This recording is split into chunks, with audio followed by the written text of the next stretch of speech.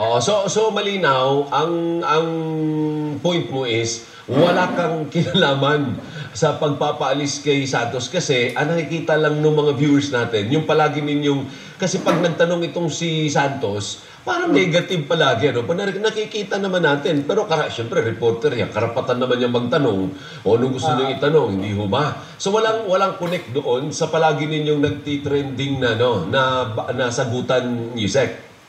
Hindi ko alam kung bakit siya nagtitrending. Really. Ay, hindi, on my part, hindi sa akin para mag-trending yon. Siguro part nila para mag-trending yon. Alam mo yan, parang ginagawan talaga ng angulo para mag-trending. But for me, kahit sino magtanong sa akin, kahit si Ivan, kahit si Pia, mas mahirap pa ang tanong nila, Pia, talaga mag-iisip ka di ba? Alam mong may gusto lang kunin na sagot. Hindi para mag-trending. Oh. So, wala sa akin yun. Oh. Pero kung so, gusto nilang anguluhan, di ba? Kung yun ang gusto nilang anguluhan, di wow. Ang tanong is, may kinalaman ka ba? Kung ikaw ba ang nag-push natanggalin yung Santos na yan sa Malacanang press corps o wala kang kinalaman dun? Yan ay akto. Yan ay move ni Secretary J. Ruiz. Siguro kung walang ganun nangyaring insidente, actually ito yan, Alvin. Nung nagkaroon ng pagsusunog ng mga illegal na droga sa Tarlac, wala kasi naman ako doon. Hindi ko naman alam yung nangyayari sa kanila doon eh. So, yung insidente na yon, wala akong kaalam-alam doon. So, bakit ko naman siya ipupush tanggalin doon? Diba? Saka sabi ko nga, kung reporter yan at hindi propagandista, diba? Kung talagang reporter yan, hindi mo kailangan tanggalin, diba? Wala sa akin. Tayo sumasagot lang ng mga katanungan sa abot ng ating mga kaya. Pagka tinanong ako at wala sa akin yung records, edi sabihin ko, bukas, hingi tayo ng records sa kinauukulang ahensya. So, wala namang mawawala sa akin, di ba? Kung halimbawa sasabihin ko, bukas ibibigay ko kasi wala akong kopya dito. So, hindi ko alam bakit trending nila, pinagsasalpukan nila, bakit? Intentional nila? Hindi ko alam. Okay. So, pero suportado nyo naman yung desisyon ng boss mo, si Secretary Ruiz. Kumbaga, ikaw kasi abogado, sila hindi. So, may point naman, may legal basis naman ang sulat ng PCO sa Net25. Alvin, may kasamang mga lawyers si Secretary J sa grupo niya. So, tingin ko naman pinag-aaralan nila yun. So, sa akin wala akong say doon eh. Hindi ako nag-draft ng letter, hindi ako. So, may lawyer si Secretary J. Dalawa pa ang lawyer na, hindi na 3 yata or 4 pa yata yung kasama ni Secretary J sa grupo niya. Opo. Pero yung Malacanang press corps kasi, nandiyan ka na rin lang, tanungin na kita. Yung Malacanang press corps ay nag-react doon. Sabi ng Malacanang press corps, sina Ivan, ayaw lang magpa-interview ni Ivan sa amin kahapon, meron siyang ginamit na word. And that word is overreach. Doon sa statement nila kahapon. Anong masasabi mo doon? Tama ba ang kanilang assertion na may overreach ang Malacanang in trying to replace that reporter from covering the palace? Okay, hindi ko alam kung ano pa nila Sec J dyan pero pananaw ko ganito. Hindi naman kasi pinipigilan, di ba? Ang Net25 na sumali. Sa MPC. Accredited naman sila eh. Hindi nga sila binan ng lahat ng reporters tulad ng Rappler noong nakaraang administrasyon. Walang ganun eh. Ang kailangan lang is palitan. Baguhin nyo, ibahin nyo. Nandito pa rin kayo. So, parang wala tayong nakikita na para pigilan magsalita o para may overreacting ang dating. Palitan lang naman. Marami naman sila magagaling doon eh. Unless isa lang ang magaling nila. Dami naman yata nilang reporter doon na pwedeng hindi mag-violate naman. Diba? Parang nag-violate ng mga protocol. So, yun lang. Anong protocol ang na-violate ba nitong Eden Yusek? Sa nakita sa video, ulit, wala ako doon ha. Wala din ako doon, kaya ako nagtatanong eh. Pero may video ba? May video? May video. May video siya. Ang ginawa? Lumapit siyang bigla kay Pangulo at parang hinaharang pa niya yung kamay niya. Meron sa likod sinasaway sila pero parang ayaw pasaway. Ito ba yung sinasabi ni Johnson nung parang hindi naman daw si Eden yung lumapit, kung hindi ang presidente yung lumapit? Hindi, palapit kasi siya kasi lalagyan ng mic. Lalagyan kasi ng mic. So parang magsasalubong sila. Oo, lalagyan na kasi ng mic sa gitna yon kasi magsasalita talaga si Pangulo. Okay. So, instead na hintayin ang Pangulo na lumakad, sinalubong ni Eden. So, yung iba, sumunod na rin because of her. Ibig mo sabihin parang inunahan niya, parang siyang naglider-lidiran doon na lumapit sa presidente, parang ganon.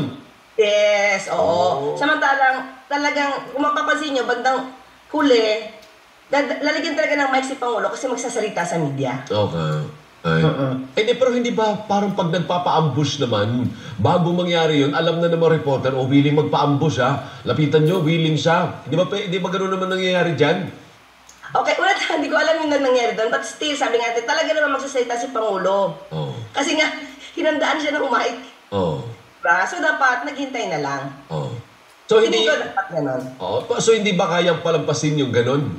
Talagang stricto ang Malacanang na kapag may lumapit kasi hindi naman outsider. Kung ako siguro yun, hindi naman ako miyembro ng Malacanang Press Corps. Alam mo naman ako, pag ganyan, gusto ko mauna din ako.